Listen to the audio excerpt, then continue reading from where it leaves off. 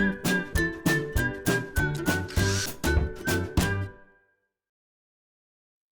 it's Steve. Today we'd like to show you how to change the internal drain hose on your washer. It's a really easy repair. Let me show you how we do it. Now before we begin this repair, the first thing we'll need to do is to disconnect power to the washer. So either locate the electrical panel, turn off the appropriate breaker, or remove the appropriate fuse, or simply pull the washer far enough forward that you can unplug it. Well, once we've done that, we can start our repair. Now with the power disconnected, we pull the washer slightly forward so that we can tilt it back. To remove the front panel on these models, the screws are in at about a 45-degree angle.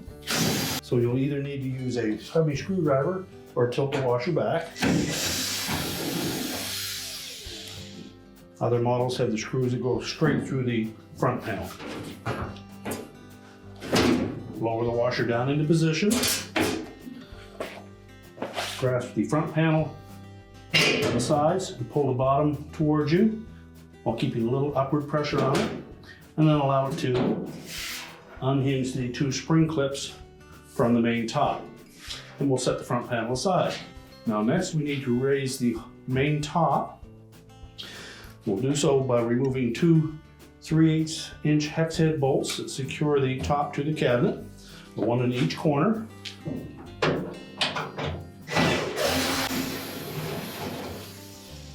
If your model has a bleach cup, you'll need to disconnect the hose from that bleach cup. Simply pull it off and just tuck it in the corner. And then while supporting the lid, we can raise the whole main top and it will stay in an upright position.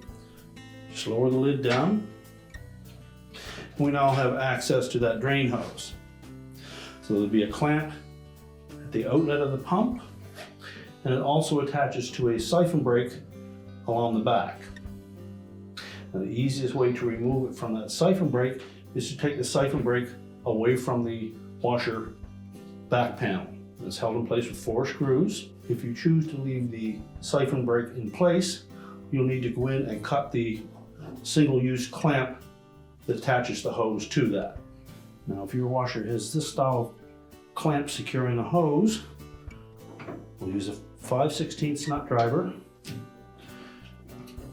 and loosen that clamp about a half a dozen threads. Once we've loosened it a bit, we'll next just give the handle of that nut driver a sharp wrap downward. That should loosen the clamp.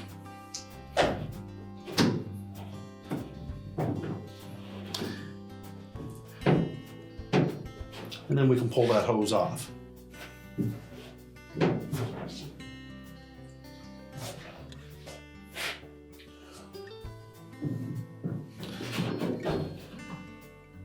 If you can reuse the clamp, we'll just slide that off the hose.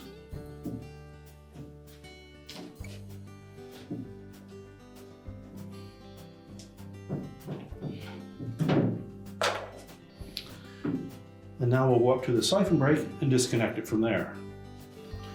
Now, if you've chosen to leave the siphon brake attached to the cabinet, we'll take a pair of side cutters and we'll go in and we'll cut through this single-use clamp.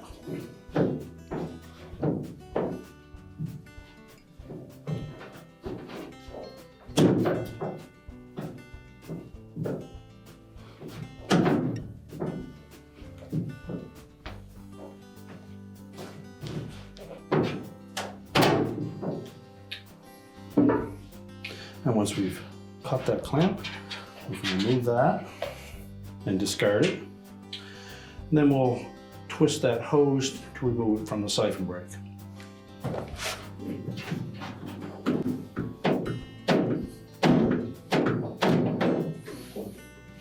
Then we can pull that hose completely out of the washer and discard it. Now to reassemble, we've put on a gear type clamp on that hose. We're just going to tuck that down into the opening and just wet the inside of that drain hose and then force it back on top of that siphon brake.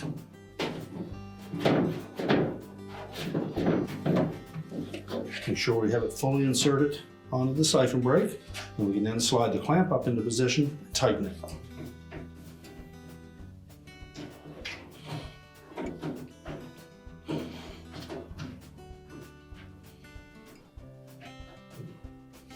I also want to make sure that the air dome tube is in behind that drain hose.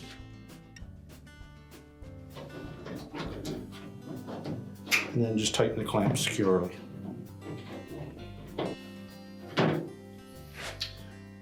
And now we're ready to go down to attach the other end to the pump. So next we'll take that hose and slide it onto the outlet port of the pump. We want to make sure that we push that all the way onto the pump. And verify that we don't have any kinks in that drain hose. And then we'll slide the clamp down into position. And once we have that clamp positioned properly, we can then tighten it up.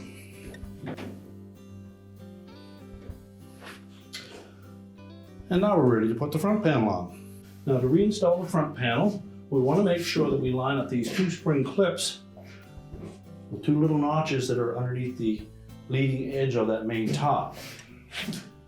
So tilt it out at an angle, make sure it's pressed firmly up against the top, is equal distance side to side, and while keeping some upward pressure on it, rotate it down into place. There should be a very tight gap across the top. Next, we can put in the retaining screws on the bottom. Now, to install these screws on the models that have this cutaway on the bottom of the front panel, you'll want to tilt the washer back or use a stubby screwdriver.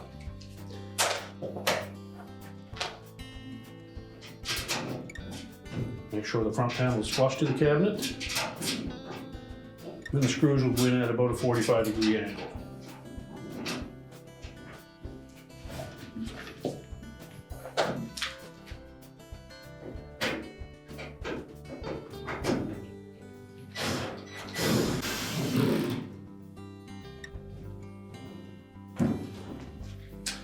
Just make sure the front panel is secure, and then we can prepare to push the washer back into place. Now that we have the washer back together, we're ready to push it into position, reconnect the power, and your repair is complete.